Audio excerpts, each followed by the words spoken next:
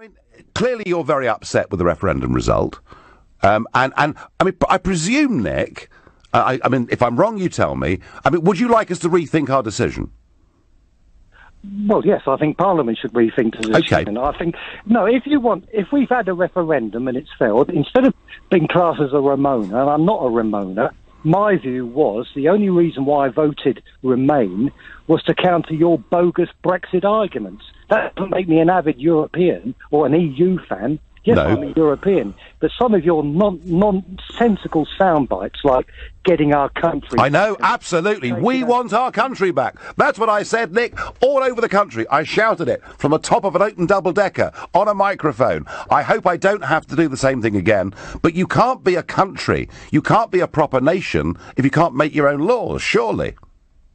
Well, unfortunately, capitalism doesn't quite work like that. Capitalism is cross borders, and that's what we are, a capitalist country. And the EU is a capitalist... No, it's not. bloc. It's corporatist. It's a big corporatist political club run by giant multinationals to the detriment of small and medium-sized competitors. Nick, we mustn't debate this because it's not the subject tonight, but it's fun.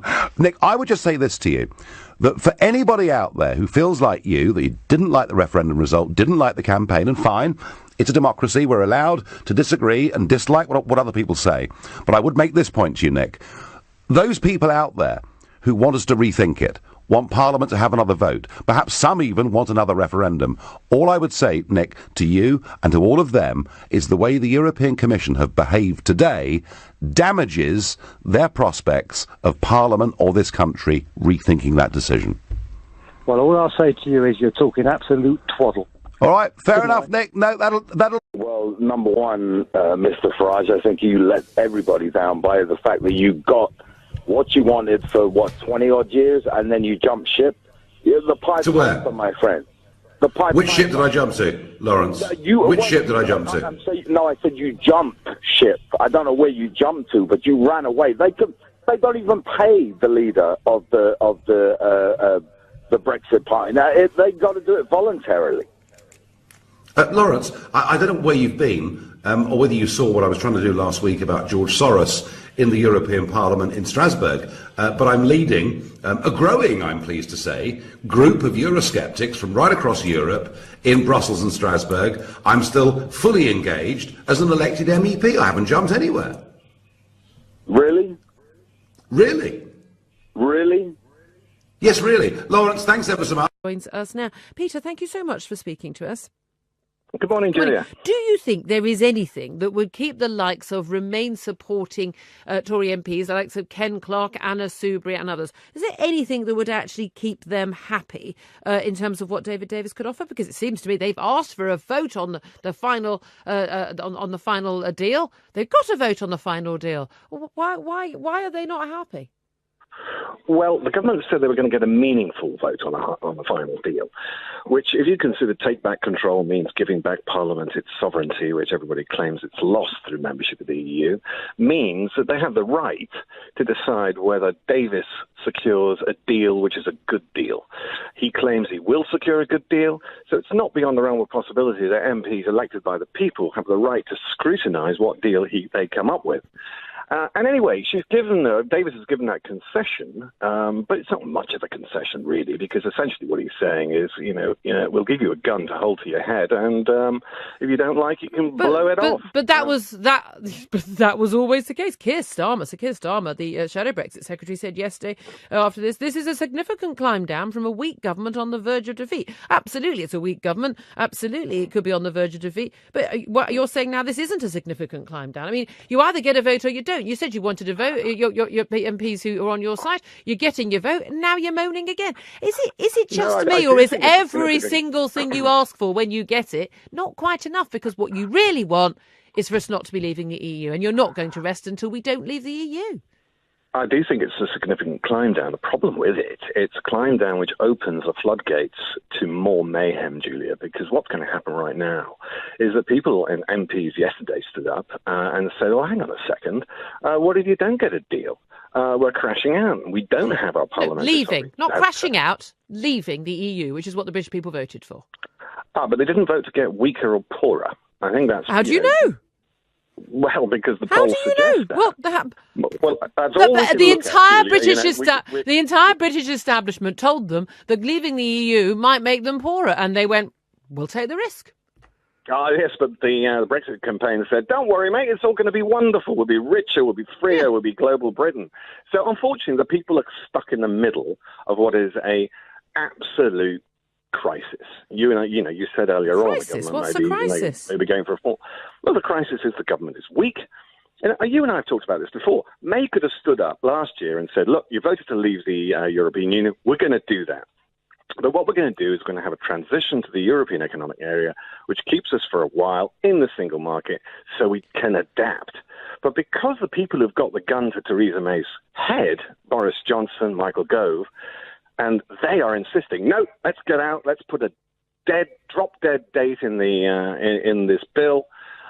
We're causing a complete mayhem situation right now because, unfortunately, the MPs and they're not Ramonas so much. There are a lot of people who say, "Look, why are we putting a drop-dead date in this bill when we don't know whether we're getting a deal? We don't know whether it's any deal, a bad deal, no deal. We have to scrutinise this. That's, after all, Julie, what Parliament is there for." Last time I looked, most MPs don't have necessarily any particular expertise in trade negotiation. This is fascinating to hear your language. Fascinating language, though. A crisis, complete mayhem, crash out, a drop-dead date.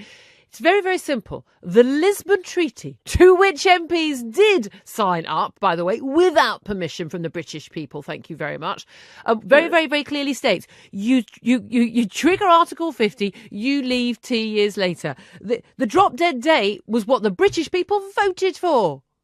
No, they didn't. What do you mean they didn't? Hang on, let me tell you. We all know now that Theresa May triggered Article 50 without having any negotiation plan or any idea. No, you don't. No, we don't. We don't all know that. She was not able to start negotiations with the EU. The EU refused to have any talks or negotiations or pre-talks until we had triggered Article 50. So she triggered Article 50. Yeah, but the government didn't have a plan when she triggered it. They still don't have a plan about what deal the UK wants because she hasn't put it to the Cabinet, Julia. What deal, Cabinet, do you want? What's the free trade deal we can all agree on? That has not been asked of the Cabinet yet. It's a scandal. Anybody sensible would say, right, let's trigger our exit and we have our plan as to what we want when we exit. This government does not have a plan. And do you think it's a really good idea for there to be a plan that's like, this is what we want, this is our final outcome, this is what we'll accept, and then we tell the other side we're negotiating with that's what we want, and they go, "Oh, okay, we'll give you that then." Is that how negotiations work round your way? Well, that's how negotiations work anytime. This is what I want, this is what you want, we'll meet in the middle. The trouble is, nobody knows what Britain wants. I know what Britain wants. That's the problem. I know what Britain wants. We want to have all the good bits of the EU without all the bad bits that infect our democracy and accountability of our elected leadership. I know, and I want £1 million motherhood and apple pie. But I've told you what I want, and I'm pretty sure that's what every Leave vote wants. We want to carry on. We want to have a free trade deal, just like, say, Canada has and any other country has with the EU. I don't want to pay for it. I don't want to give up any of the sovereignty of my parliament. I don't want to have a court that's a foreign court that has jurisdiction over my life. Or I don't know what's complicated about. That's exactly what happens when Northern Ireland pop up and say, "Yeah, well, we want all that, but actually we don't want a hard border between us and the Republic." And I've not met a single person in the know who thinks there's going to end up being a hard border between the North and the South. Not a single person. The Irish Prime Minister thinks it. The substantial people in Northern Ireland think it. Irish business think it. No, they don't. You know perfectly well there's a load of scaremongering on this. No one in their right minds think that's what's going to happen. No one does. Julia, it's absolute nonsense, Peter. The practical reality here is that you cannot be Northern Ireland and have no border if you're outside the single market and the customs union. There's just no argument about that. There's your notion of a hard border and my notion of hard may be rather different. This is the thing, okay? You wanted a meaningful vote. You say MPs wanted a meaningful vote on the Brexit deal. How does that actually work in practice? Because if it was like the EU knew that every single vote had to go through a parliament that we know isn't representative of the people on the issue of Brexit, it may be representative of the people on other issues, but one of the reasons why there was a referendum was because all the main political parties had totally failed to represent the views of the British people on this this particular issue. They'd never had a choice of voting for a mainstream party that represented their views on leaving the EU. And therefore, we've got a British Parliament full of Remain voting MPs saying, oh, well, no, we're going to vote down anything we view as too much like leaving the EU. That ties the British government's hands in a way that will actually involve us getting a worse deal. The irony is, the thing that the Remain MPs say they most want, which is what they call a soft Brexit, which is fairly meaningless, but the thing they most want, the thing that most prevents a continuity, a good deal, a good trading relationship, smooth departure, is their actions trying to undermine the government getting a good deal. Well, before you send the Brexit Gestapo out to arrest them as saboteurs and enemies of the people... Was that in any way implied in what I said? Was that in any way implied in what I said, Peter? No, it wasn't. For the following reasons. One, there has been a general election since the referendum, so you can't say they are unrepresented of the people because the people have voted them in. You could argue that the reason why May doesn't have a majority is because the people rejected her hard Brexit 83% of British people voted for a party that supported the Brexit as an outcome from the European referendum. Please. Sorry, did you not read the Labour Party manifesto? I read it. But the Labour Party was completely ambiguous on this matter. It wasn't remotely ambiguous on it. It was explicitly stated that it would support the outcome of the European Union referendum. The soft Brexit you say is meaningless is in the Labour Party manifesto, which is we leave the European Union, but for a transitional period we stay in the single market and the customs union. That is soft Brexit. So people voted, apparently, for that. And not for May, or at least there isn't a majority apart from the small point that May got a majority and she's the one sitting in number 10 and Corbyn isn't. I mean, apart from that, that's only a fact. That's only a fact. It's done the power of good. No, I'm not saying she's doing a good job. I'm Peter, on that. You and I will absolutely agree. But this whole notion that the British people have in any way changed their minds, in any way are confused about what they want, there's just simply no evidence for that. Well, I think, as a matter of fact, I would agree with you there. I mean, the polls haven't moved very much on this. Statistically, they haven't moved at all, actually. We haven't Brexited yet.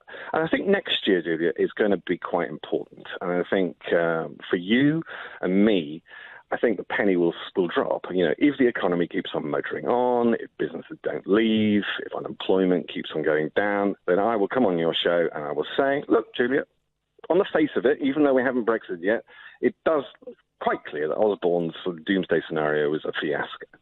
But next year is going to be the key. And I think the thing about next year, of course, is we've got this withdrawal bill, which I believe if the House of Commons are going to vote down, which they will do, the Henry VIII powers, the date, they'll probably vote down, leaving the Charter of Fundamental Rights. The House of Lords will probably say, and this is finishing off what we started, the House of Lords say, look, we will probably say, with an amendment, government, if you have no deal, then here's a right for you to go back to the European Union and look for an extension of Article 50, so we've got more time to negotiate. I think. You know what, the British people, it's going to be when we actually leave the EU in end of March 2019. That's going to be 3 years after we voted. I have to say, I think the British people will have had enough of the EU by then. Peter Wilding, we'll have to leave it there. We'll have